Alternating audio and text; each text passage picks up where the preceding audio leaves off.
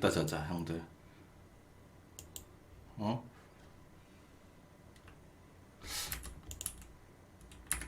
20선 진짜 레전드랍니다 여러분들. 여러분들 이거 10선 진짜 레전드랍니다. 그렇게 무서운 얘기는 아니고 그냥 약간 신기하고 그런 거일 거야 이거는 형들. 그렇게 무서운 건 아니고. 이거 보면 안 돼요? 영상만 안 나오면 되잖아. 잠깐만 불 좀 끌게. 이제 근데 아침이라 이제 불 꺼봤자 다 보여. 형들. 오, 요 정도 딱 괜찮네. 오케이.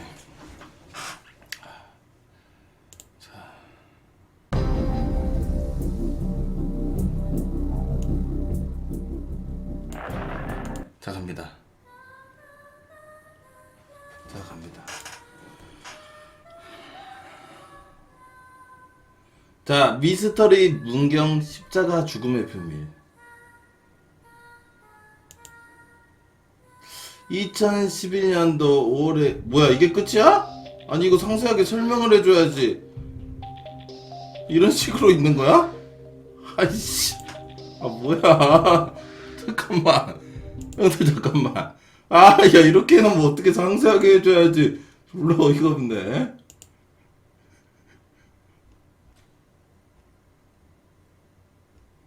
아 이 사람들 뭐 상세하게 한 사람이 없어. 오케이 일단 이거 보자. 그것이 알고 싶다. 레전드 편. 어느 강력반 형사의 죽음. 어느 한 여름 충북 영동 저수지에서 시체 한 구가 떠오르는 걸 목격하게 됩니다. 제보자. 딱 보는 순간 막 섬뜩하더라고. 딱 보는 순간 그래서 사람 아니냐 이랬지. 시체가 떠오르고 마을 주민에게 발견된 건장한 남자의 시체. 뒷주머니를 보고 신분증을 확인한 뒤 우리는 놀라게 됩니다. 왜 Y일까요?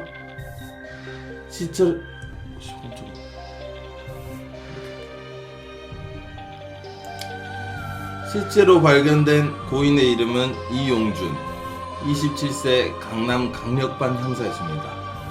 무슨 일이 있었던 것일까요? 그것이 알고 싶다. 어느 강력반 형사의 죽음편. 그럼 물에 빠지면 어처구니 없게도 경찰 측은 자살로 추정하고 사건을 마무리 종결 지었다는군요. 아니 물에 빠지면 다 자살이란 소리인가요? 그것이 알고 싶다 해서 더 자세한 사건 경위를 파악하기 위하여 나섰습니다. 시체 발견 전날 밤 강력반 형사 이용준 씨는 친한 형님과 함께 저녁 늦게까지 술을 마시고 형님의 집에서 잠을 청하게 됩니다. 술을 많이 마셨네요. 일단 다음날 아침 이 씨는 깜짝 놀라며 잠에서 깨며 출근 시간에 늦었다고 강남 강력반 경찰서로 출근을 하러 나갔다는군요.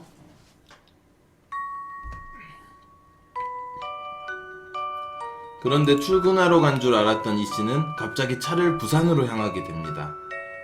부산? 내가 사는 부산? 무슨 일이 있었던 걸까요? 그리고 시체는 충북 영동의 한 저수지에서 발견되게 되죠. 무슨 일일까요? 그것이 알고 싶다. 어느 강력반 형사의 죽음.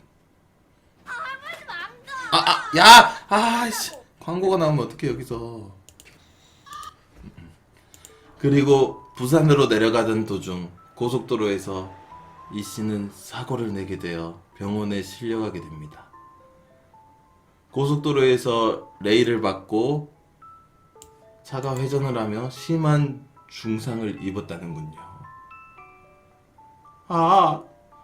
실려 들어오는 이 씨의 모습, 병원 CCTV입니다. 영동병원 간호사. 검사하고 나왔는데 갑자기 환자가 일어나셨어요. 일어나셔서 화장실을 가시겠대요. 그런데 돌연 그는 갑자기 일어나서는 급하게 화장실을 가시겠다며 사라졌다는군요.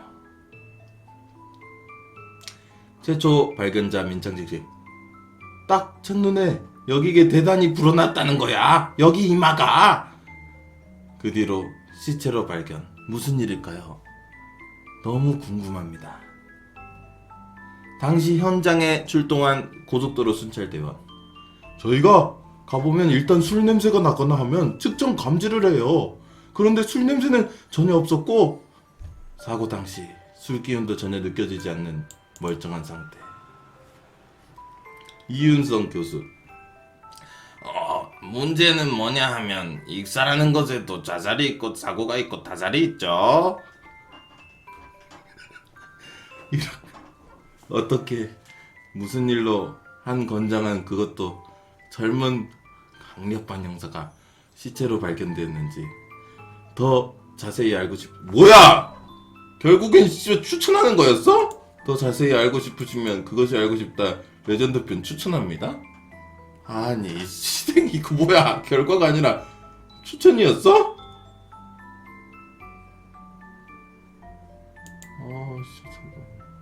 여러분들 이거 돼 있는 거 없어요?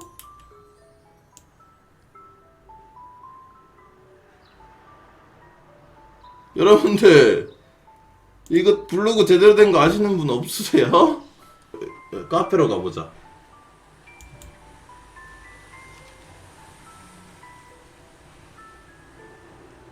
여기 편이 딱 있네 형들.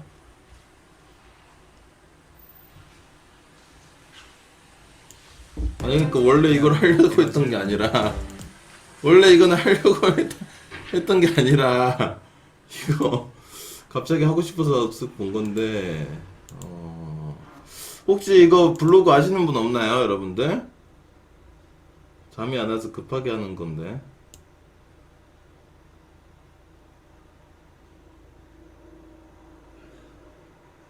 여기 있다. 이거는 좀 제대로 된 것 같다 형들. 이거 가자.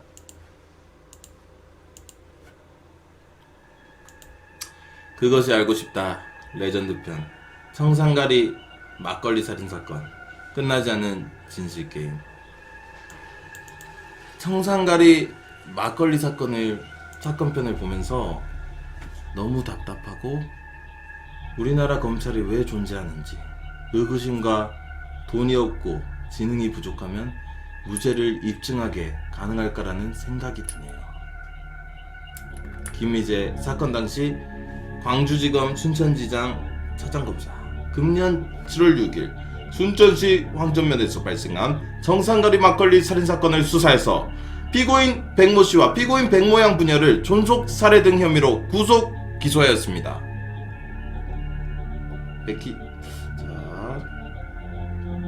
피고인들은 친부녀지간으로 약 15년 전부터 부적절한 성적 관계를 유지해오면서 이를 알게 된 최모씨와의 사이에 누적된 갈등으로 인하여 피고인 백경환씨와 백희정은 15년간 부적절한 성관계를 유지하다 사실을 알게 된 어머니를 살해했다고 진술을 했습니다. 하지만 가족들은 진술에 있을 수 없는 일을 진술했다고 합니다. 부적절한 성관계와 막걸리를 어디서 구입했는지는 이 사람 글을 이상하게 써놨어. 청산가리는 어디서 구했는지 많은 진술들을 했지만 물증은 하나도 없었습니다. 왜 그렇게 생각하는지 하나씩 짚어보겠습니다. 뭐뭐 식당, 땡땡 식당 사장. 안 팔았다는 거지. 우리 장부에서는 예를 들어서 작은 병을 팔았으면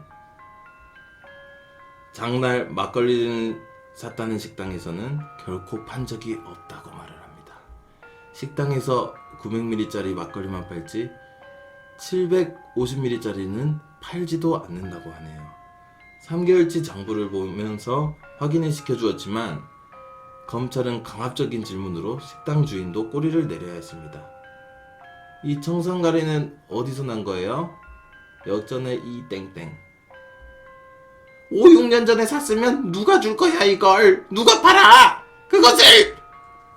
청산가리는 4, 5년 전 자전거집에서 구입을 했다고 진술했습니다. 하지만 구입했다는 가게를 찾아가 보니 17년 전 자전거 집은 문을 닫은 상태이고 자전거를 운영했던 남편은 12년 전 돌아가신 상태였습니다. 그런데 다른 진술에는 10년 전, 또다시 17년 전까지 진술을 합니다. 17년 전 자전거포에서 청산가래를 구했다. 자전거 수리점 사장: 못 씁니다. 쓰지 않아요.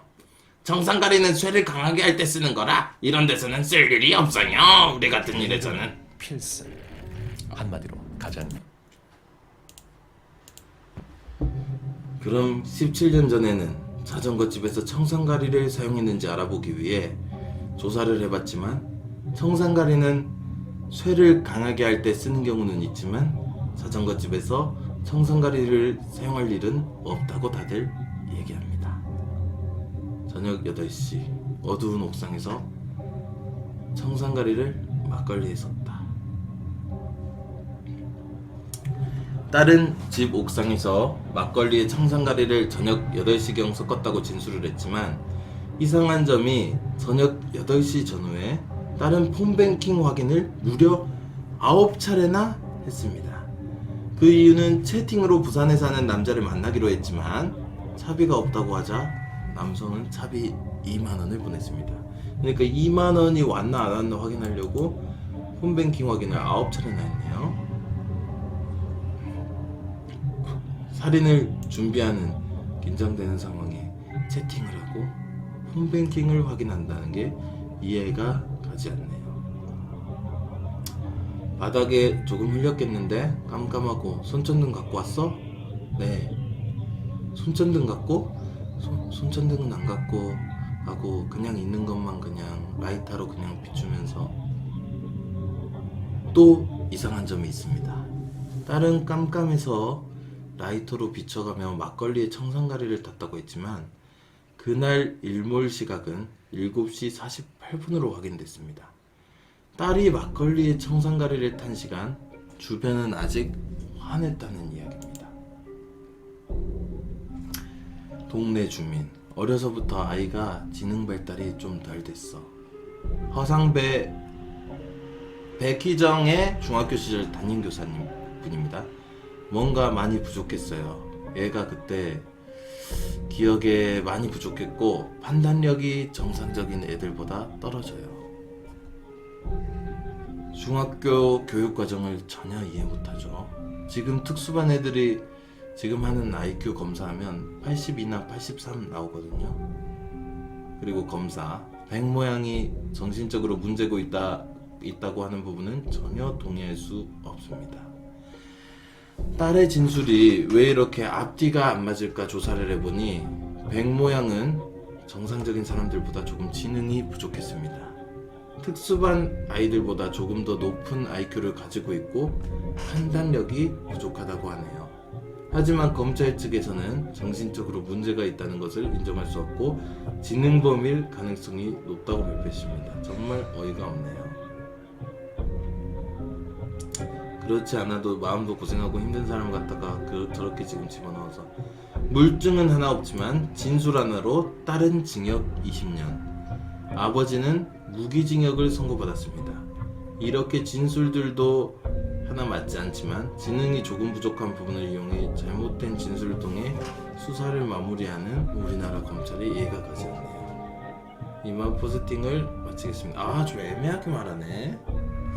이것도 좀 포스팅 자체가 조금 애매한 느낌이 조금 드네요. 여러분들, 무비야 어서와라. 무비야 혹시 이거 미스테리 블로그 같은 거 아는 거 있어? 무비야? 여러분들 이거 미스테리 블로그 아시는 분들 좀 제대로 된 데가 없네. 우승경 사건 어디다 치면 있어? 와이고스 오케이. 우승경 사건 이건가?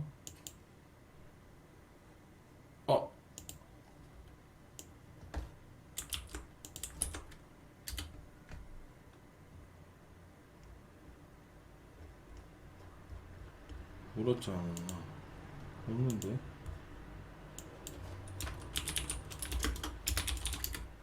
여기 외쳐보자.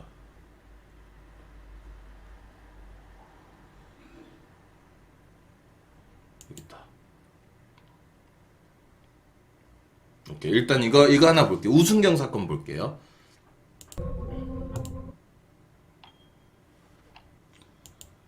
본명은 우범곤, 전직 한국의 경찰관으로 대한민국 역사상 희대의 살인마, 통칭 우순경. 그가 저지른 사건을 우순경 사건이라고도 합니다.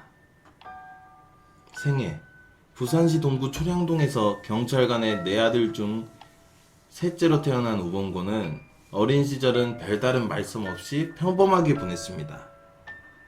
경찰관 아버지의 영향을 받아서인지 장차 경찰관이 되어 아버지처럼 권총을 차고 일하겠다고 뽐내기도 했다고 합니다.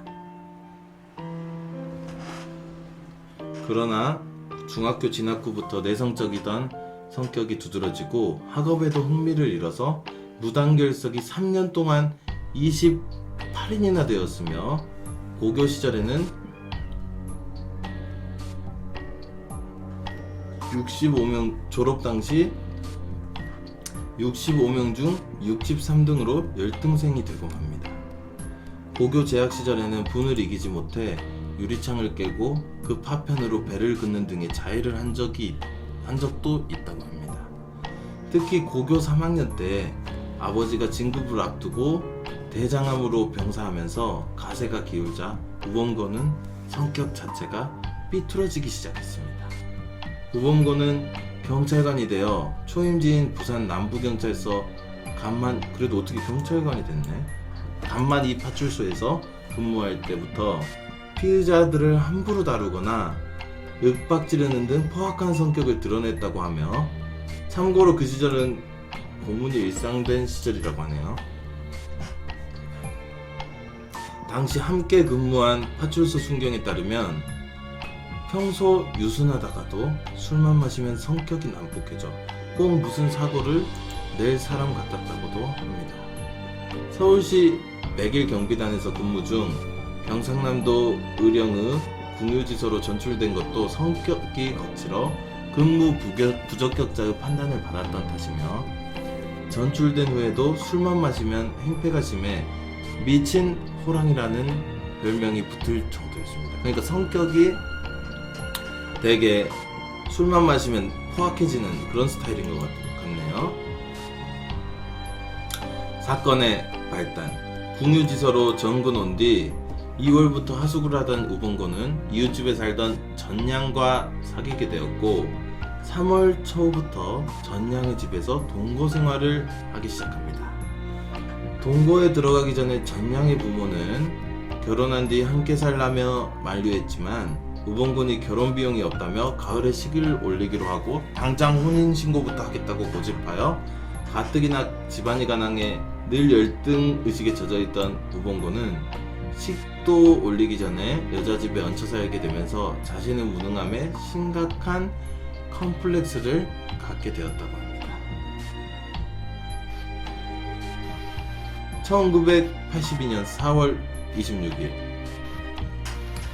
우범곤은 그날 저녁시간 근무를 위해 낮 12시경 집에 들어와 점심을 먹고 낮잠을 자고 있었는데 동거녀가 몸에 붙은 파리를 잡아주기 위해 손바닥으로 가슴을 치자 이를 계기로 말다툼을 하게 되었고, 오후 4시경 지서로 간 후 저녁 7시 반경 술에 취해 집으로 돌아왔습니다. 만취한 그는 주먹으로 코피가 날 정도로 동거녀를 폭행했고, 같은 집에 살고 있던 동거녀의 친척언니가 뛰어와 말리자 친척언니의 뺨마저 때리며 닥치는 대로 두들겨 부수는 등 난폭하게 굴었습니다. 와, 이때 동네 사람들이 달려들어 동거녀를 두둔하자 우범곤은 다시 집을 나갔습니다. 와, 이 사람 근데 형님들 보통 이 상황이면 그냥 화를 삭히거나 뭐 술을 더 마시거나 할 텐데, 이분은 지서로 향한 우범곤은 예비군 무기고에 보관되어 있던 카빈 소총 2개와 실탄 180발, 수류탄 7개 등을 탈취하여서 밤 9시 40분 지서를 나온 우범곤은 마침 앞을 지나던 20대 남자에게 총을 쏜 것을 시작으로 궁유면 토곡리 시장으로 달려가 총을 난사하여 장을 보러 온 마을 주민을 3명을 살해했습니다. 밤 9시 45분 마을의 통신을 차단하기 위해 궁유 우체국으로 가서 와 근데 이렇게 많지 않은 와중에도 사람을 죽이고 통신을 차단하려고 했네요. 마을의 통신을 차단하기 위해 궁유 우체국으로 가서 교환원 2명과 숙직 중이던 집배원 1명을 살해. 밤 10시 앞곡리 매실부락으로 가서 10여 분간 총기를 마구 난사 주민 6명을 살해합니다. 그리고 밤 10시 10분 운계리 시장으로 달려가 주민 7명을 살해하고요. 밤 10시 50분 상갓집에 난입하여 비상이 걸렸다고 말하고 문상객들과 와 그러니까 사람을 이렇게 죽이고 나서네요. 문상객들과 어울려 10여 분간 술을 마신 뒤 갑자기 총을 난사 12명을 살해하고 이후 불 켜진 집을 찾아다니며 총을 난사하여 이곳에서만 무려 23명을 살해. 근데 이 사람은 사람이 아닌 게 상가집에 가서 어울려서 술 마시다가 여기서 사람들을 죽였네. 진짜 미친놈이네요. 다음 날인 27일 새벽 5시 35분 평촌리 마을에 다시 나타나 한 민가에 침입 일가족 5명을 깨운 뒤 갖고 있던 수류탄 2발을 한꺼번에 터뜨려 그 자리에서 우범곤을 포함해 4명이 폭사. 같이 자살친 거네 마지막은.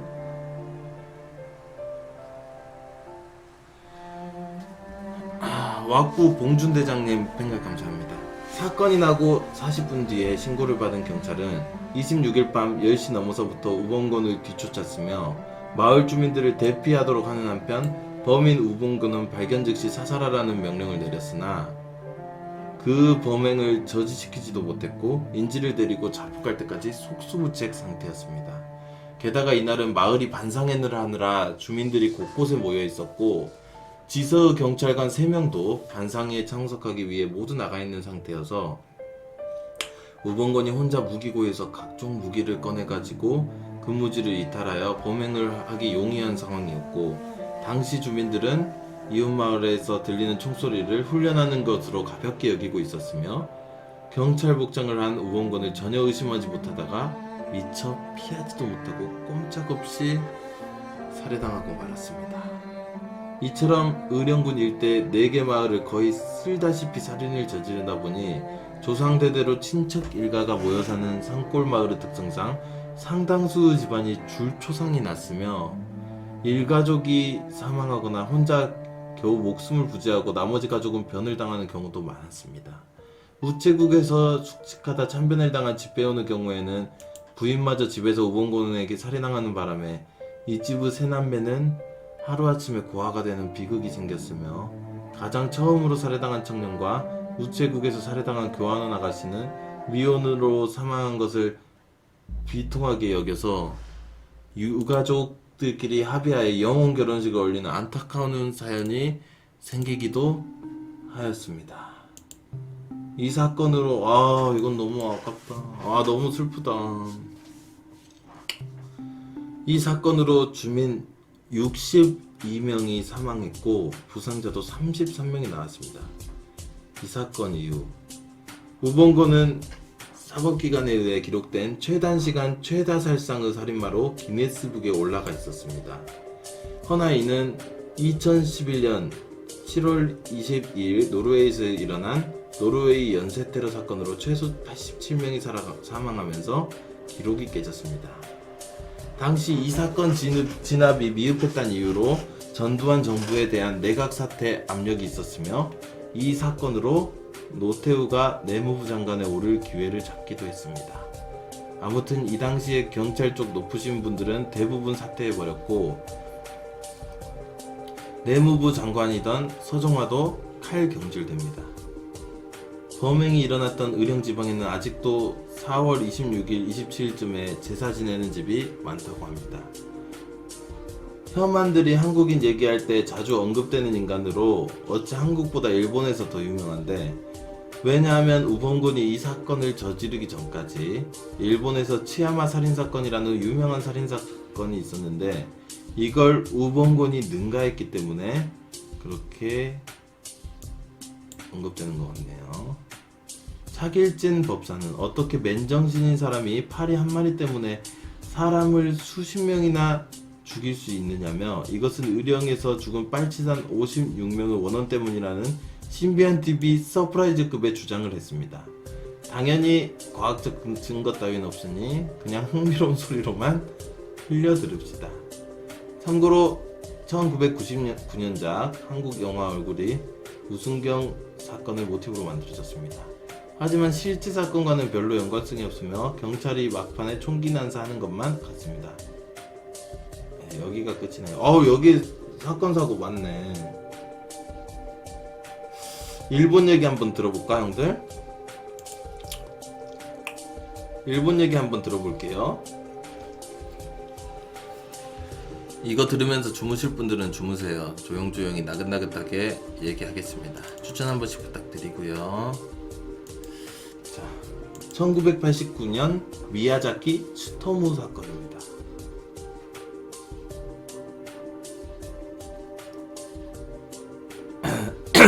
1980년대 말 도쿄 시아타마 연쇄 유괴 살인 사건의 진범. 현재는 형장의 이슬로 사라졌습니다. 미야자키 츠토무라는 사람이고요. 체포 당시의 일자는 1989년 7월 23일. 내가 1989년생인데? 미숙아로 태어났으며 손에 기형이 있어서 손바닥을 뒤집지 못했고 이러한 장애 때문에 그부들에게 학창시절에 이지매를 당했습니다. 오직 그를 이해해주는 사람은 그 할아버지뿐이었다고 합니다. 이걸 까먹네. 또한 집안의 권위적인 뭔 부분이야. 잠깐. 또한 집안의 권위적인 아버지의 태도에 부자간의 불화도 있었고 오직 그를 이해해주는 것은 그 할아버지 때문이었다고. 부금 때문에 집중이 안 돼. 잠깐만요. 딴 거 드릴게요. 이랬대. 부금 때문에 집중이 안 돼.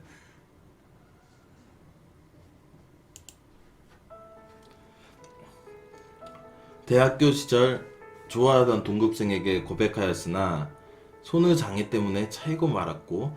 와, 우리 금지왕 밤빵 형님 100개 동급뱅글 감사합니다. 아이고, 이 시간에 형님 감사드립니다. 형님 매니저 드릴게요. 아유, 형님 감사합니다. 그래, 고맙다 밤빵아. 자, 이거 계속 읽을게요 여러분. 일단 대학교 시절 좋아하던 동급생에게 고백하였으나 손의 장애 때문에 차이고 말았고 여기서부터 트라우마가 됩니다. 이때 어린 소녀가 그를 위로해 주었는데 이때부터 어린 소녀에 대해 집착하게 되었다고 합니다.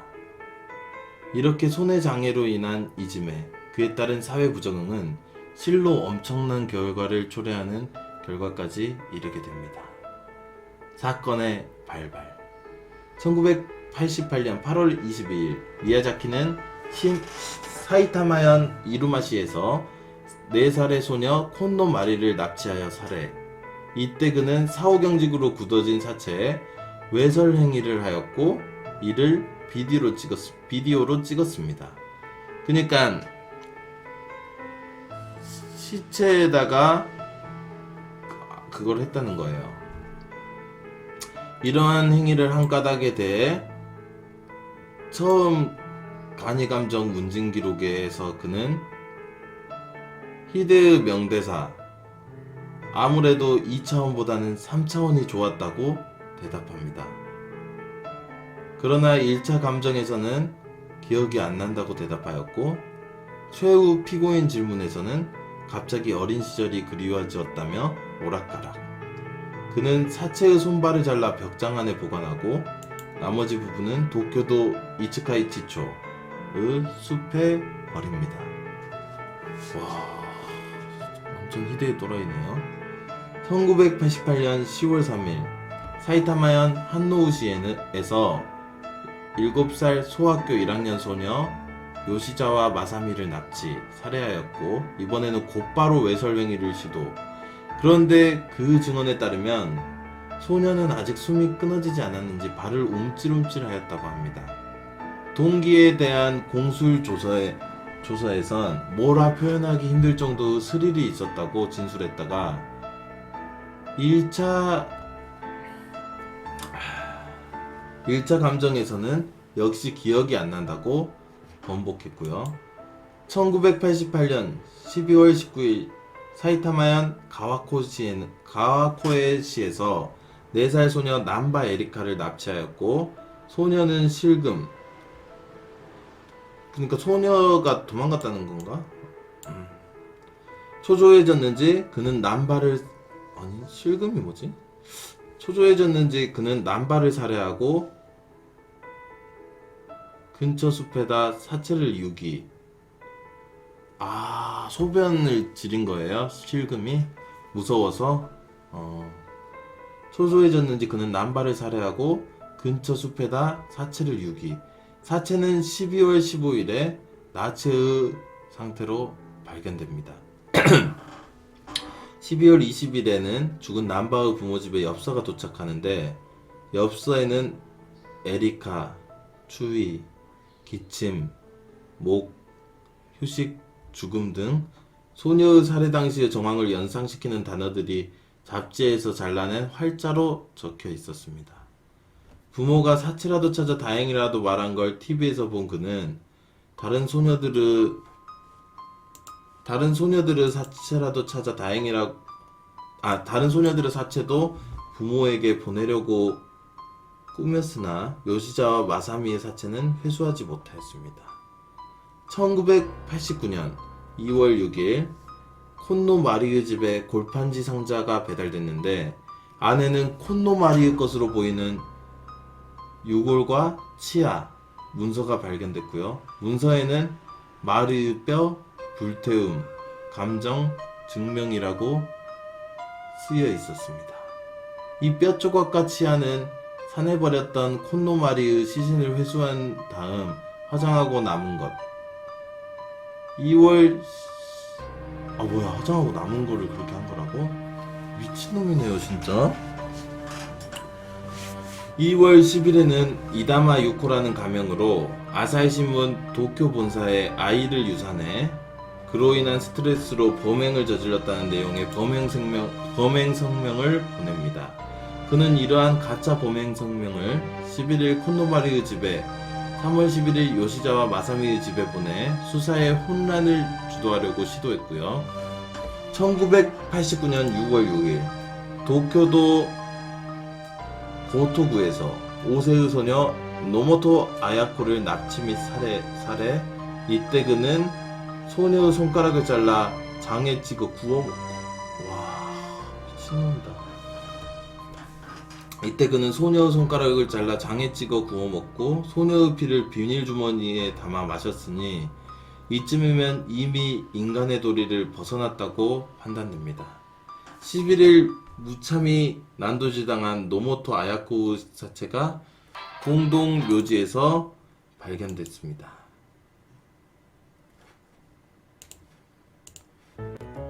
아이씨 죄송합니다. 마야자키의 정신나간 범죄 행위는 마침내 1900 죄송합니다 여러분들. 이거 부금이 이거 모음집을 들었는데 이상한 게 섞여 있네요. 마야자키의 정신나간 범죄 행위는 마침내 1989년 7월 23일 도쿄도 하치오지시에서 한 소녀의 질에 카메라용 줌 렌즈를 박으려고 하다가 그녀의 할아버지에게 공격당해 현행범으로 붙잡히면서 마무리 짓게 됩니다. 경찰 조사에 따르면 그는 이전에 저지른 모든 범죄 행위를 자백합니다. 그가 범행을 자백한 지 하루 만인 8월 10일 마지막 희생자인 노모토 아야코의 머리가 발견되었으며 9월 2일 검사가 기소에 착수했고 9월 6일 첫 번째 희생자 콘노마리의 손발이 13일 요시자와 마사미의 시체가 발견됩니다. 그리고 조사 결과 그는 소녀를 살해할 때마다 집에 집 인형을 두고 방을 어둡게 한 후 머리에 머리띠를 두르고 양초를 여러 개 켜고 검은 옷을 입은 채로 손을 위아래로 휘저으며 죽은 할아버지에 대한 부활의식을 벌였다고 합니다. 뭐야 이거? 당초 범행 일체를 자백했던 미야자키는 공판이 시작되자 해리성 인격장애라고 판단합니다. 다중인격의 경우 형사 책임을 물을 수 없기 때문에 그가 진짜 다중인격인지 여부가 재판의 가장 중요한 변수로 떠오르게 됐는데, 때문에 1990년 3월 도쿄 지방법원에서 시작된 심리는 판결까지 7년이라는 시간이 걸렸습니다. 그중 절반은 두 차례에 걸친 미야자키의 정신감정의 소모, 1차 감정 결과 극단적인 인간적 평양, 즉 인격장애로 정신장애는 아니며 완전한 책임 능력이 인정되었으나 2차 감정의 경우 다중인격과 통합실조증으로 책임 능력이 일부 부정. 결국 법원은 1차 감정 결과를 수용하여 1997년 4월 사형을 선고합니다. 이에 변호인 측은 재감정을 청구하지만, 와, 이걸 변호를 하네. 이 사람들도 쓰레기들이네 진짜. 곧바로 기각, 실패에 걸친 피고인 질문을 실시한 끝에 2001년 6월 도쿄 고등법원은 미야자키의 공소를 기각하고 사형을 확정짓습니다. 그리고 마침내 2008년 6월 17일 사형이 집행되면서, 했었나? 아니죠. 아 이건 또 뭐야? 잠시만요 여러분, 죄송합니다. 아 이제 부금 이상한 거 나오네요. 죄송합니다. 참고로 재판 도중인 1994년 미야자키의 아버지가 아들의 죄를 대신한다며 투신 자살을 했습니다. 와.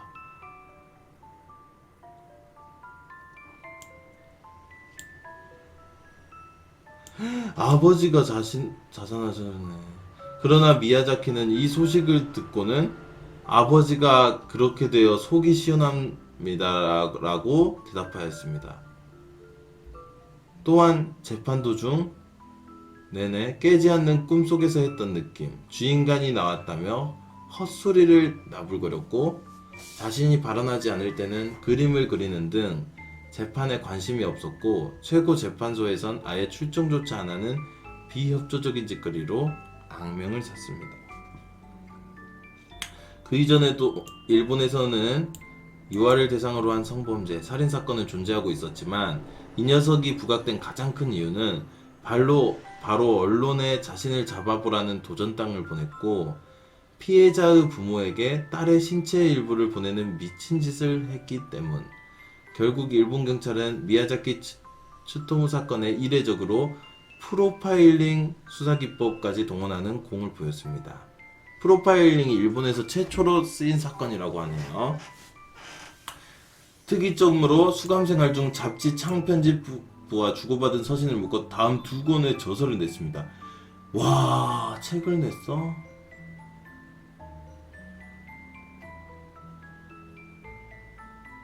사건의 여파. 결국 검거됨과 동시에 전국에서 화제가 되기 시작하고, 그 집에서는 5,763개의 VHS가 있었으며 그 안에 높은 수위의 호러물 영화와 로리콘 성인물 몇 편이 있었던 것이 밝혀지자, 언론이 대대적으로 오타쿠는 잠정적 범죄자라는 등식을 사용하여 신랄하게 까댔습니다. 예를 들어 한 여성 아나운서가 코믹마켓 입장 대기줄을 향해 "여기 수많은 미야자키 츠토무가 있습니다 라고 까는 내용을 방송했다던가 하는 도시 전설까지 퍼져 있을 정도.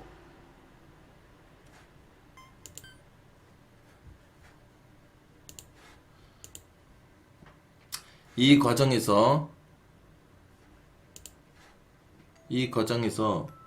미야자키 츠토무의 신상이 퍼지게 되어 미야자키의 친인척들이 결혼을 못하게 되거나 미야자키와 같은 이름이나 닮은 사람들이 피해를 보고, 전국의 오덕들과 독신 남성들이 괴물 취급을 받았으며, 심지어 미야자키 츠토무의 아버지가 자살을 해버린 안타까운 일까지 발생하면서 사회적으로 엄청난 파장이 일었습니다. 한국에서도 유영철이나 정남규 같은 흉악범죄인이 언론에 뜨면 그 범죄인과 같은 이름을 쓴 사람들이 개명을 하려고 하는 것과도 같은 현상. 미야자키 치토무 이전에는 일본어 오타쿠란 존재는 사회에서 배척당하는 존재이긴 했지만 세간에 일반적으로 알려져 있는 존재가 아닙니다. 신경을 안 쓰던 존재라고 할까? 그런 존재가 언론에 한 번도 소개가 안 되다가 이 사건 덕분에 가장 최초로 소개되었습니다. 그 충격이 오죽하면 결국 일본어 오타쿠들이 따가운 시선에서 벗어나기에는 근 20년에 가까운 세월이 걸렸습니다. 미야자키 오메키?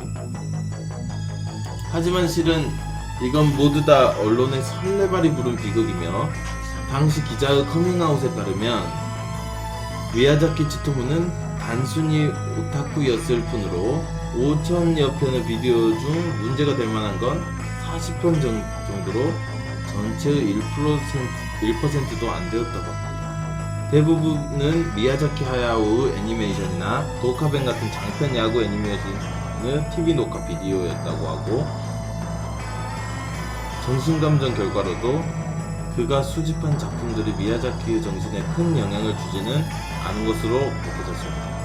한국으로 치면 범죄자에게 잘못을 묻지 않고 범죄자가 하던 게임을 까는 언론으로 비교할 수 있겠네요. 어쨌든 이 이후로 일본 언론은 아무리 강력 사건이라도 범인의 신상 명세를 보도하거나 정황을 과장시켜 보도하는 것을 자제하게 되었다고 전해집니다. 야, 이 사건 좀 충격적이네. 역시 일본이라 그런지 좀 충격적인 일들이 자주 일어나네요.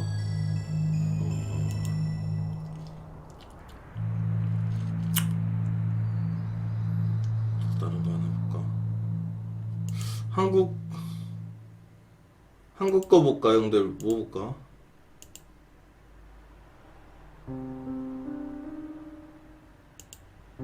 이거 보고 싶다. 이거 보고 싶다. 2011년 아시아나 항공기 5인 사격 사고.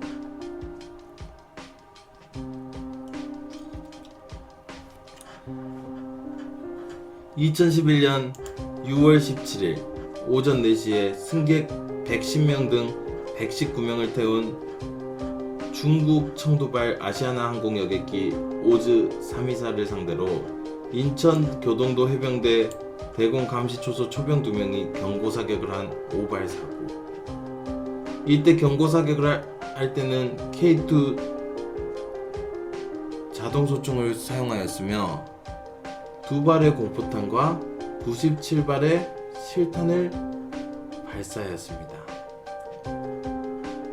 여기 커튼 없는데요. 그러나 K2 사거리에는 당연히 한참 벗어나 있었으므로 피탄당하지는 않았고 비행기 조종사나 승객들은 자기들이 공격 대상이 된 줄도 모르고 있었다가 사후 국방부 발표를 듣고 사실을 알았답니다.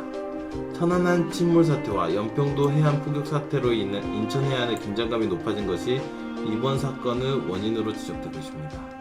북한의 계속되는 도발로 인한 일단 조치부터 취한 후 보고하는 분위기가 강해졌고 긴장감도 높아졌기 때문에 이번 사건도 그런 분위기 속에서 일어나게 된 것 아니냐는 해석이 많은 편입니다. 사실 이 사건은 비행기 국적과 공격한 나라 군인 소속 국가가 같고 비행기가 딱히 격추나 피탄당하지 않아서 그냥 넘어가는 분위기라 그렇지 절대로 조용하게 넘어갈 수 있는 문제가 아닙니다. 일단 해당 초소가 대공 감시 초소이고 인천국제공항 인근 지역은 한국에서도 방공망이 매우 밀집된 지역으로 손꼽히는 곳 중 하나이기 때문에 다음에도 이런 사고가 일어나지 않으리란 보장이 없기 때문 재수없으면 민항기를 상대로 요격에 나서는 사태까지 벌어질 수 있는데 설사 이번 사고가 단순 실수로 일어난 사건이라도 문제가 있는 게 대공 감시를 하는 건 해병대만 있는 것도 아니고 해당 항로는 민항기들이 자주 이용하는 항로 중 하나이므로 이곳을 이용하는 민항기들이 많다는 것도 모르는 초병들을 배치했다는 이야기도 되기 때문입니다. 아 근데 이거는 별로 재미가 없다 형들. 일본 게 좀 임팩트가 세네. 댓글 많은 걸 한번 읽어봐야겠다. 이거 간다. 와, 벌써부터 느낌 있죠, 여러분들? 추천 한 번씩만 부탁드릴게요. 벌써부터 느낌. 그렇죠. 1997년 사카키바라 사건. 1997년 일본에서 일어난 사이코패스로 보이는 한 10대 소년 아즈마 시니치로가 저지른 사건.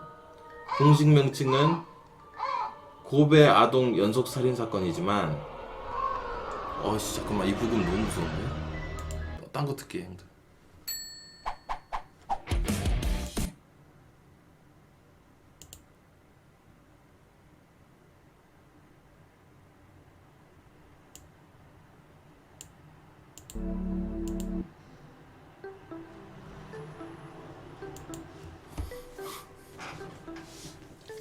공식 명칭은 고베 아동 연속 살인 사건이지만 범인이 쓴 쪽지에 적힌 술도깨비 장미라는 이름 때문에 사카키바라 사건이라 불리게 됩니다.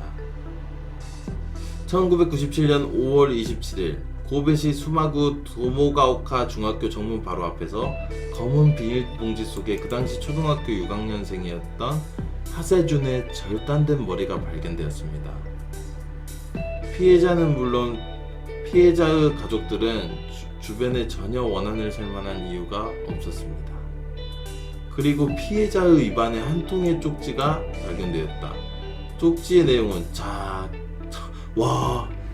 게임이 시작됐습니다. 미련한 경찰 여러분, 나를 좀 멈춰줘. 나는 살인이 즐거워서 견딜 수가 없어. 사람이 죽는 걸 보고 싶어 죽겠어.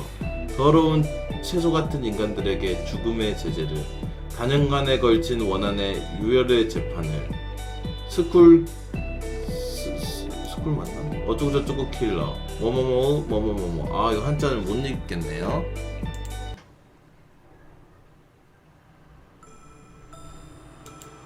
쪽지가 젖어서 글자를 알아보기 힘들 뿐 아니라 조악한 문장으로 작성되어 있어서 해석이 여러 방향으로 갈리는 경향이 있습니다.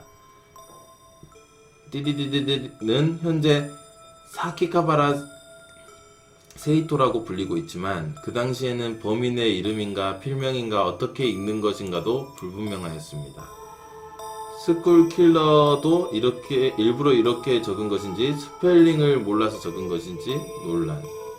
그러던 중 고베 신문사에 또 한 통의 도전장이 날아들었습니다. 도전장의 내용은 흰색 편지지에 붉은색 펜으로 쓴 것이었으며 그 내용은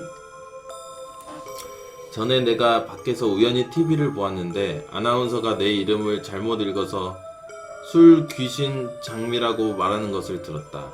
이것은 엄연히 나의 이름인데 이걸 잘못 부르는 것은 나를 우롱하는 행위이다. 내 이름은 아무도 수수께끼도 아닌 나의 본명이다. 그러나 나는 슬프게도 본명으로 불려본 적이 없다. 슬프게도 나는 국가가 없다. 만약 내가 태어났던 때부터 지금까지 나로서 온전히 있었다면 일부러 절단한 머리를 중학교 정문에 방치하는 짓 따윈 하지 않았겠지. 하려고만 마음먹었다면 누구에게도 들키지 않고 몰래 살인도 할 수 있었을 테지. 내가 일부러 그런 짓을 하여 세상의 주목을 끌었던 것은 지금까지도 그리고 앞으로도 투명한 존재로 지속될 내가 적어도 당신들의 공상 속에서라도 실제의 인간으로서 인식되고 싶기 때문이다. 그것과 동시에 투명한 존재인 나를 만들어낸 의무교육을 탄생시킨 사회에 대한 복수도 잊지 않고 있다. 하지만 단순히 복수하는 것 뿐이라면 단지 지금까지 등에 지고 있었던 무거운 짐을 내려놓는 것 뿐이기에 아무도 얻을 것이 없다. 그래서 나는 세상에서 단 한 명 나와 같은 투명한 존재인 벗에게 상담을 해보았다. 그리고 나는 마음이 움직여서 이번의 살인 게임을 개시했다. 하지만 이제 와서도 나는 왜 내가 살인을 좋아하는가를 알지 못한다. 가지고 태어난 자연의 천성이라고밖에 말할 수 없다. 살인을 하고 싶을 때만큼은 일상의 증오에서 해방되어 마음의 평안함을 얻을 수가 있다. 다른 이의 고통만이 나의 고통을 누그러뜨릴 수 있는 것이다. 나에게는 한 명의 인간을 2번 죽이는 능력이 갖추어져 있다.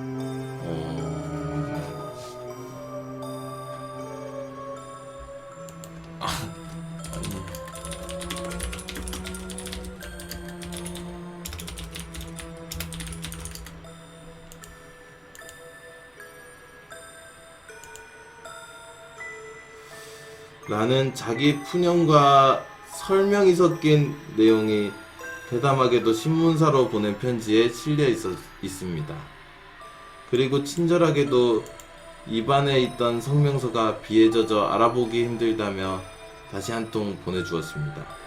그리고 봉투에는 내 이름은 사카키바라 세이토, 밤하늘을 볼 때 생각하면 좋겠지 라고 적혀 있었다. 와, 이 새끼 좀 오그라드는 새끼네.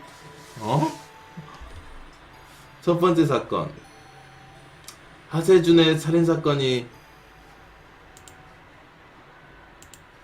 그 첫 번째 사건이 아니었습니다. 후에 밝혀진 첫 번째는 1997년 2월 10일 오후 4시경 고베시의 길거리에서 초등학교 6학년 여아 2명이 망치로 맞는 사건. 뒤에서 접근하여 머리를 노리고 차례차례로 내려친 것. 그중 한 명은 기둥에 머리를 부딪혀 전치 2주의 중상. 피해자 중 한 명은 범인은 블레이저 코트를 입고 학생 가방을 가지고 있었다라고 증언. 그래서 그녀의 부친은 아줌마가 당시 다니고 있던 중학교에 연락해 학생 사진을 보여달라고 했으나 거부당했고, 후에 학교가 범인을 감싸고 있었다라고 해당 학교는 가루가 되도록 까였습니다. 그때 잡았더라면 후에 벌어질 사건을 예방할 수 있었기 때문에 더욱 그러했기에 아줌마는 망치로 때린 순간 이성이나 양심을 잃어버렸다. 이 선을 넘은 다음에는 무엇을 해도 상관없다고 생각하게 되었다라고 합니다. 근데 약간 근데 이거는 살인사건이긴 한데 일상에서도 약간 요런 느낌 들 때 있잖아요. 그러니까 만약에 나 같은 경우에 만약에 내가 다이어트 중이야. 근데 오늘만 먹자 해서 딱 오늘 먹어. 그러면 그 다음날도 오늘도 먹어도 되겠다. 모레도 먹어도 되겠다. 약간 요거랑 비유하면 좀 말도 안 되는 거긴 한데 요런 느낌은 뭔 느낌인 줄 알 것 같다.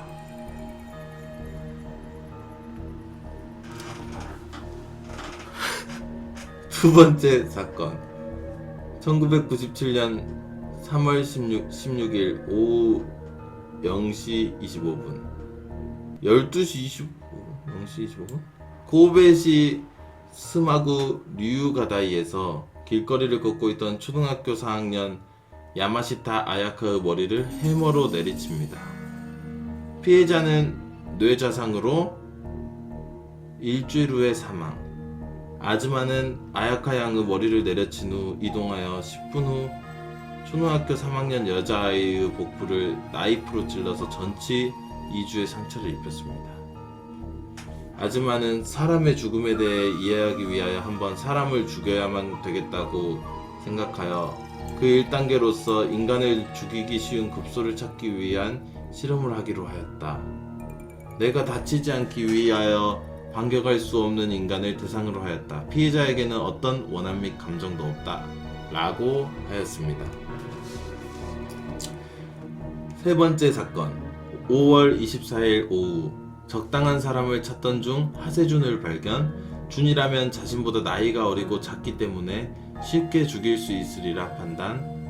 하세준에게 저쪽으로 가면 푸른색 거북이가 있다라고 하여 인적이 없는 케이블 안테나 기지국 펜스 밖의 풀숲으로 끌어들여 손과 구두끈을 사용하여 그 자리에서 교살하고 사체를 숨겼습니다.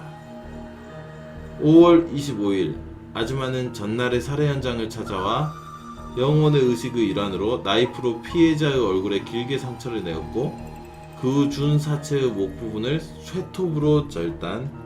이때 목 아래에 비닐봉지로 피를 받아 한 모금 마셨고 와우 씨발. 그런 다음 배낭에 절단한 머리를 넣고 연못에가 머리 부분을 한동안 들여다본 뒤 만족하고 연못 뒤 나무 뿌리 구멍에 비닐봉투를 숨기고 돌아갔습니다.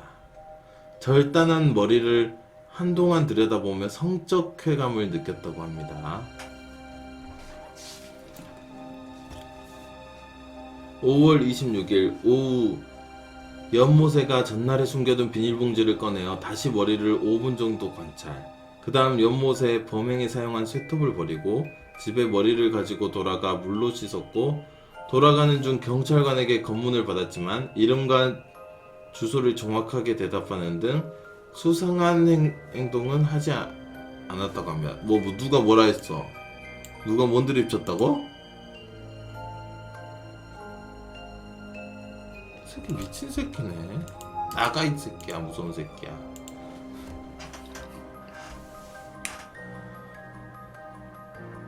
이름과 주소를 오히려 사건에 자 형들 나 이렇게 하니까 나 죽이러 오는 거 아니야? 씨발 우리 집 공개돼 있잖아. 쟤 나 죽이러 오는 거 아니겠지?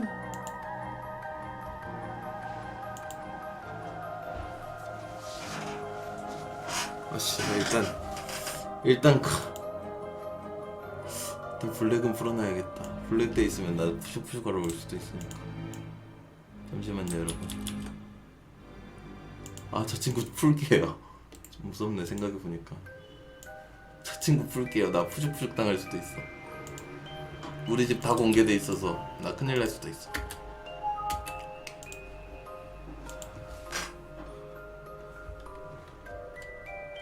오히려 사건에 대하여 보도된 것보다 더 많이 알고 있는 듯 등 여하튼 대답을 야무지게 잘해서 경찰도 별 의심이 없었다고 합니다. 5월 27일 오전 1시 다시 배낭에 넣어 자전거로 도모가오카 중학교까지 옮겼습니다. 처음에는 중학교 정문 담 위에 머리 부분을 두어 보았으나 금방 떨어져 버려 하는 수 없이 정문 중앙에 두기로 하고 쪽지를 입에 물린 뒤 집으로 돌아옴. 그 후 오전 6시 40분 출근하던 수희가 머리를 발견하고 경찰에 신고. 6월 4일 고베 신문사 앞으로 범인의 도전장이 도착하였습니다. 1997년 6월 28일 수마 경찰서는 사건의 범인으로 아즈마를 검거. 아즈마는 다음날 구속되어 28일에 걸친 수사 끝에 7월 25일 고베 지방재판소에 송치되었고 10월 17일 고베 가정재판소에서 소년원 송치를 판결받았습니다. 그가 비급 고어 호러무비에 빠져 있었던 점, 작은 벌레나 동물을 살해하는 것을 즐기고 기괴한 언동을 보인 점과 청소년인 점을 들어 법원은 극형 대신 선도 및 정신치료에 중점을 두어 판결. 10월 20일 간토 의료 소년원에 수감됐고요. 그 가족들은 준우 가족들에게 약 8천만 엔을 위자료로 지급. 8천만 엔이면 8억?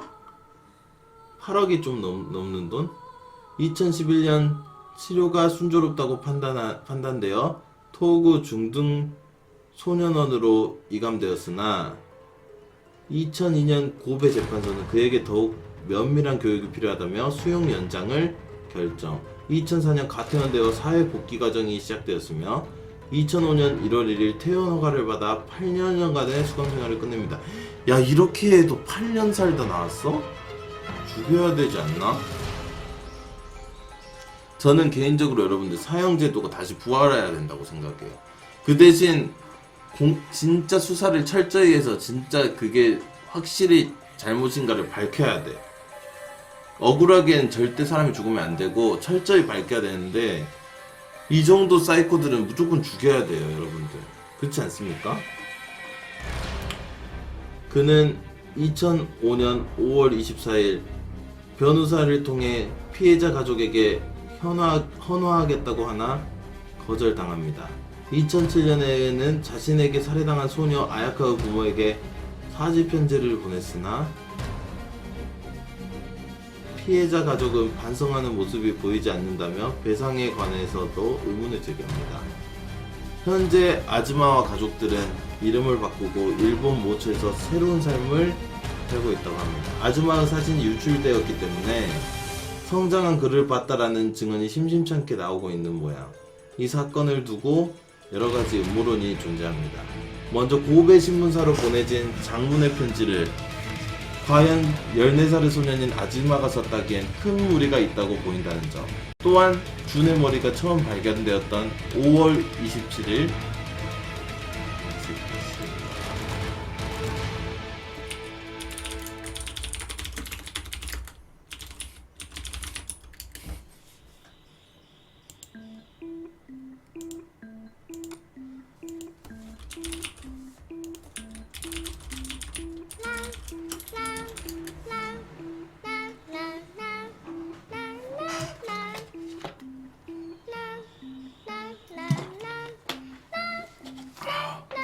아니 지금 얘가 뭐라는 줄 알아? 나한테 이렇게 말하던데? 안 그래도 말 느린데 느리게까지 읽으니까 리버가 따라오네. 이 새끼가 진짜 미친 새끼인가?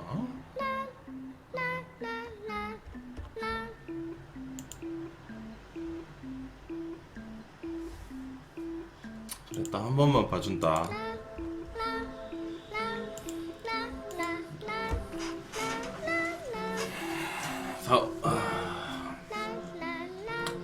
또한 준의 머리가 처음 발견되었던 5월 27일 학교 정문 앞에 검은색 닛산 블루보드가 정차하고 있었다는 트럭 운전기사의 증언이 있었으며 검은색 비닐봉투를 들고 서성이던 20대 40대 남성을 목격했다는 노부인과 신문배달원의 증언이 있었습니다. 또한 준의 머리를 놓아둔 상황에서도 의심스러운 부분이 많았는데 씨발 그거 이거 나와 깜짝아 딴 거 듣겨. 또한 준의 머리를 놓아둔 상황에서도 의심스러운 부분이 많았는데 이건 뭐야? 잠깐만.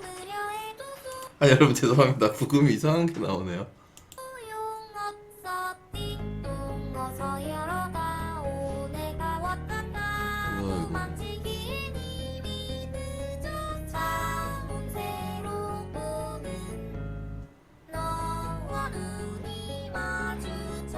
오 씨발 야 부금 존나 무섭네 은근.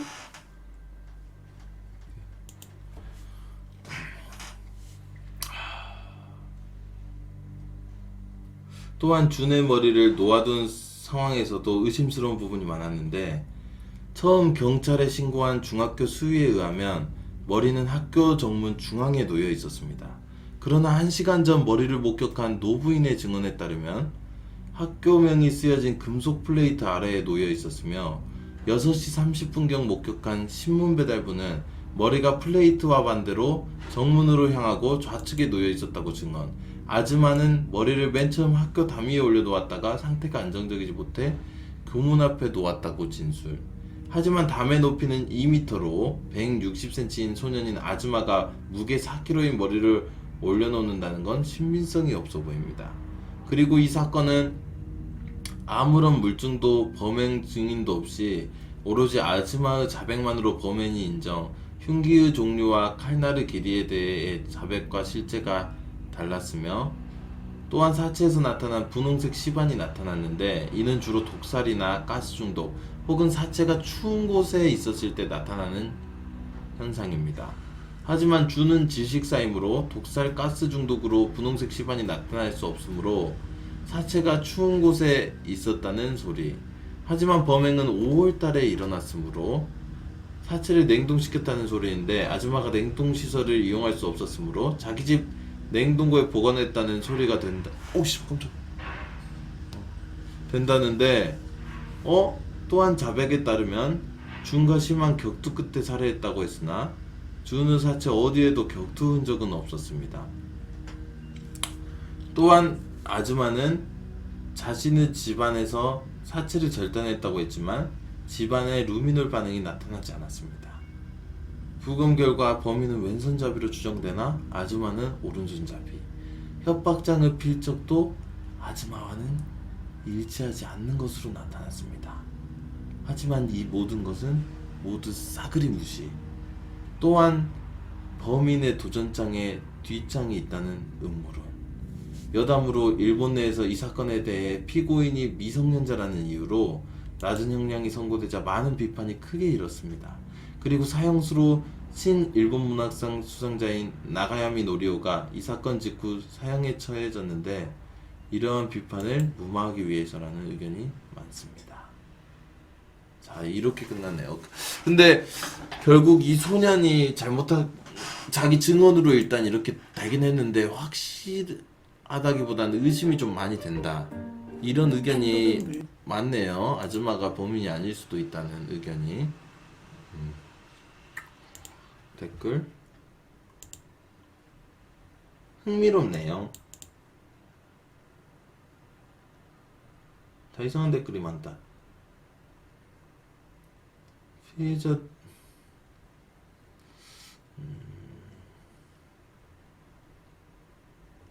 오싹하네 진짜. 오싹하네요. 여러분들 마지막으로 하나 읽고 자러 갈까요? 저도 그냥 자러 갈까요? 마지막으로 쓱 하나 읽고 자러 갈까요? 일단 추천 한번 눌러주세요. 여러분들 추천 한 번씩만 쓱 눌러주세요.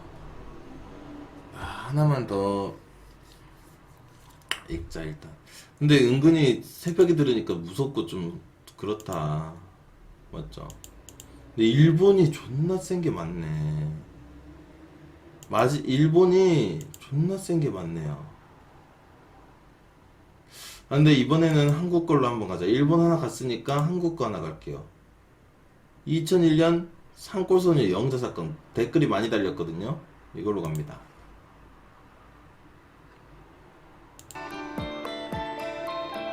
우순경 아까 봤는데 밤빵아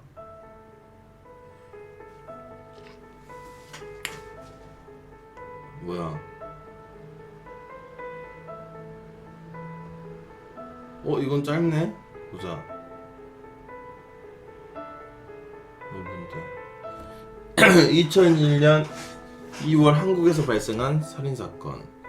사건 자체는 일반적인 살인사건이지만 당시 워낙 유명하던 사람에게 일어난 사건이라 한국 사회 전반에 큰 충격을 주었습니다.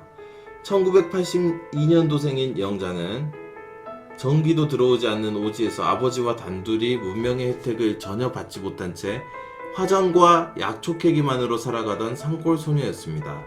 그러던 영자와 그의 아버지는 한국의 시골과 오지를 전문적으로 촬영하는 사진작가에 의해서 세상에 알려졌고 2000년 7월 KBS ETV 인간극장 그 산속에 영자가 산다를 통해 이후 엄청난 유명인이 됩니다.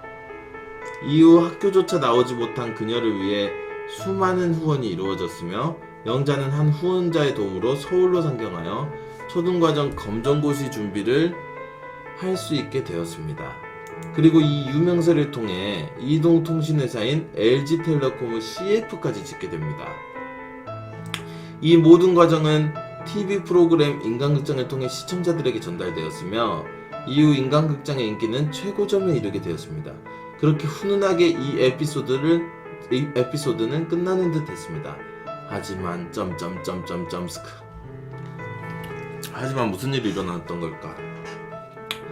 영자가 서울에 상경하여 검정고시 준비에 열심이던 2001년 2월 12일 영자의 아버지가 산골집에서 숨진 채 발견.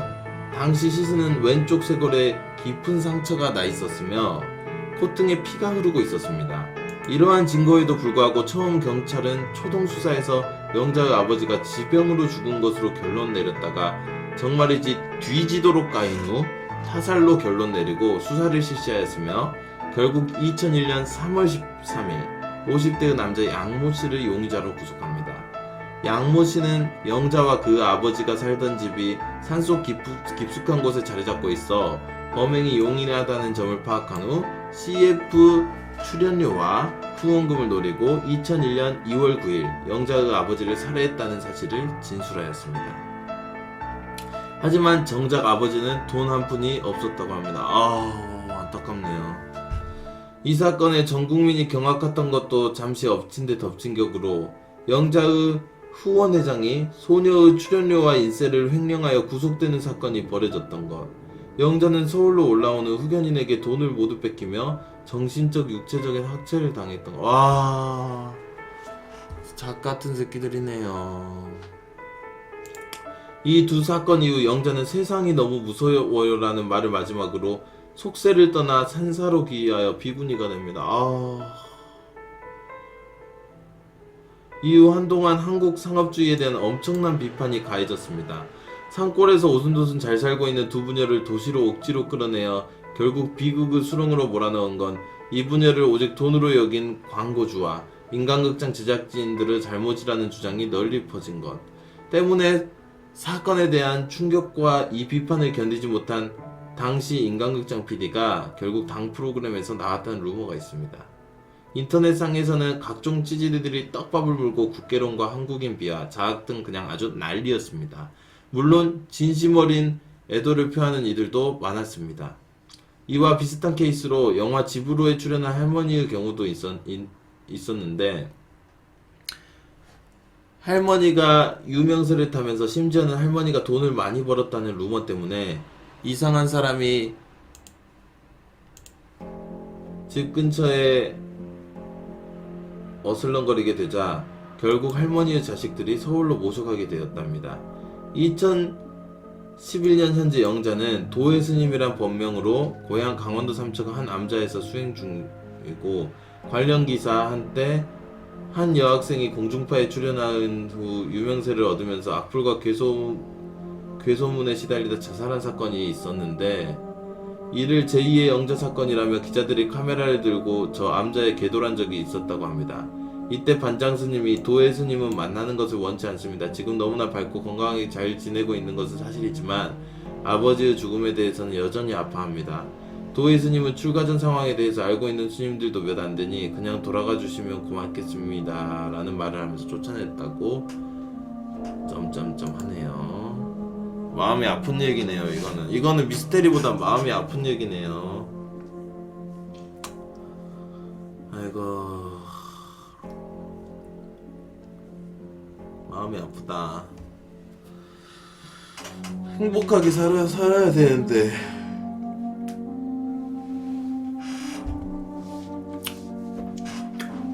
마음이 아프네.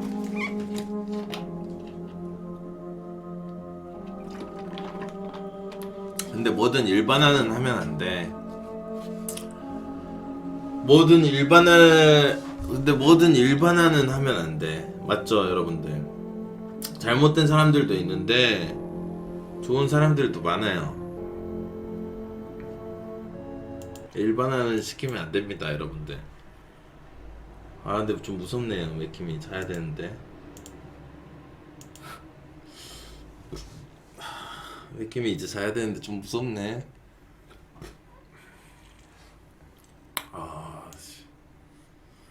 자야지. 이제 슬슬 잘 준비할게요, 여러분들. 이거는 이제 내일 또 시간이 되면 새벽쯤에 이어서 한번 해보도록 하겠습니다, 여러분들. 이건 내일 시간이 되면 좀 이어서 해보도록 하고요. 저는 8시간 자는 시간이 있거든요, 여러분들. 맥키미는 8시간 자는 시간이 있는데 지금이 6시 55분이니까 7시라고 대충 치면 7시에서 8시간이면 몇 시간이죠, 여러분들?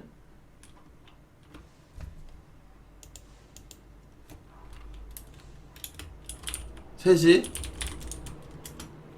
3시에요?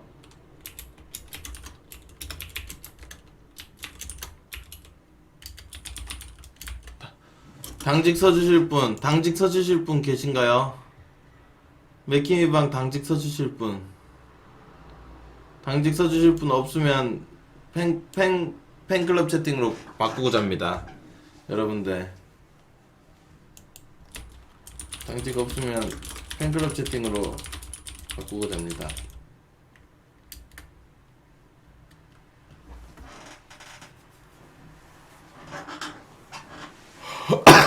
팬클럽 채팅으로 바꾸고 잘까? 신설동님 팬가입 감사합니다. 매니저 의학이 오케이. 그래, 의학이가 해라. 그럼 의학이가 해라.